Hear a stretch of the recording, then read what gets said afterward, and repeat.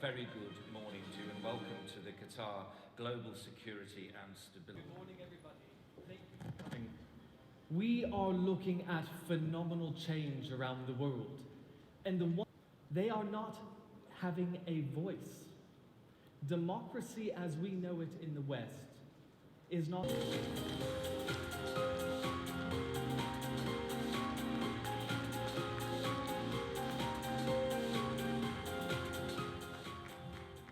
وتطلعاتي لوطني إلا أن الكثيرين غيري من الشرفاء ما زالوا يقبعون في معتقلات النظام. I stand with the people of Qatar, and I do believe the Qatari people are not happy about the situation. We have a crisis. The government of Qatar has to admit it, and I don't believe the current regime in Qatar is acting for the good of my people. إن التغيير الذي ينشده الشعب القطري الحر ليس مفروشا بالورود، ولكني أنفم أمامكم اليوم قطريا حر الرأي والكلمة وغير الكثير لنمثل الصوت الذي لا يسمعه العالم.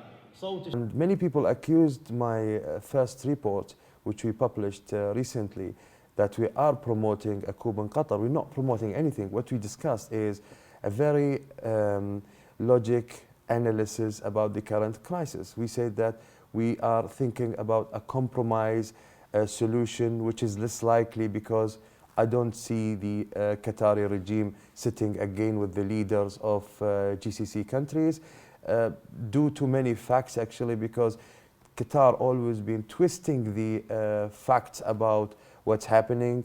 General Wald, if you don't mind starting. Yeah, I'm sure my colleagues can probably, from a political standpoint, answer that better, but... Data and ISIS.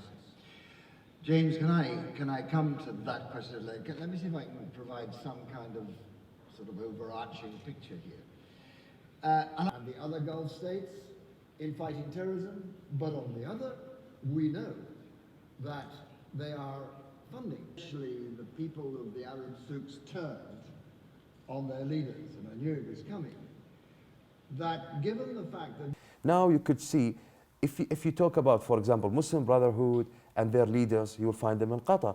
I consider them as a terrorist organization for many reasons, because they have such a radical point of view, and the ideology of Muslim Brotherhood is not matching with my people in Qatar. So this is a gap and a problem. So why you are sponsoring Muslim Brotherhood ideology then? So I do believe that this is a tool just to influence the region. Necessary to remember what happened to the Qatar of yesterday. From its past come warnings for its future.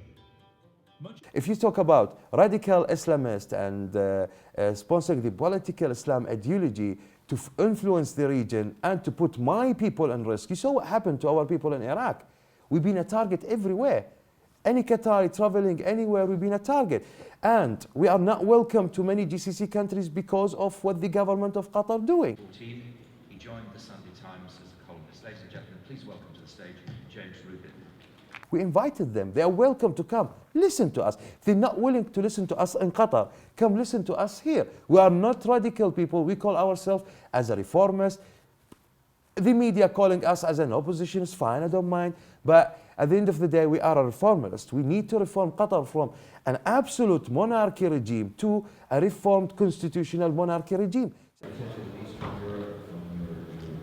Past and now focused on the regions of the Middle East. It strikes me that the gave communists in 1978 because they refused to live under that oppressive regime. So I pay tribute to our host. Well, this is just the first conference, I think, and depending on the success of this conference, others may follow. But what I would say to you is that in the 12 years that I've been a member of Parliament, I've never experienced the sort of level of pressure and intimidation that I and my members of staff in my office have come under for us not to attend this conference. That's had the opposite effect.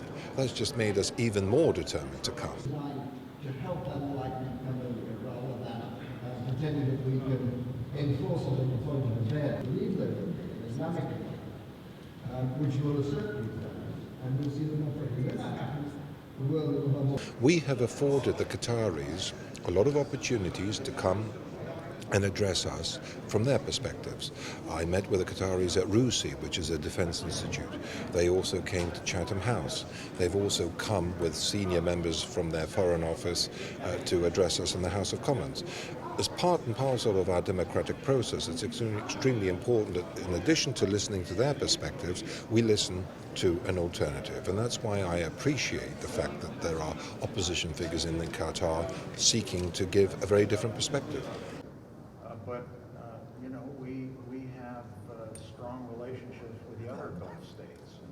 And the defining issue, With one of the hard ones that we discussed with the panel, because I think it's important to get your judgment about this. So, as a non... And still, in Qatar, there is lots of people who's supporting and helping a reformed Qatar. It doesn't matter they have to agree with me 100% about my target, but at least we have a common interest. The common interest is to have a reformed Qatar. In the Gulf, as well as to Egypt.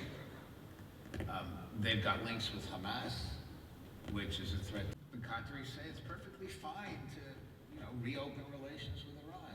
At the very same time that there's a crisis inside the idea that they'll talk to everybody and anybody. So the Israelis had an office in Doha for years.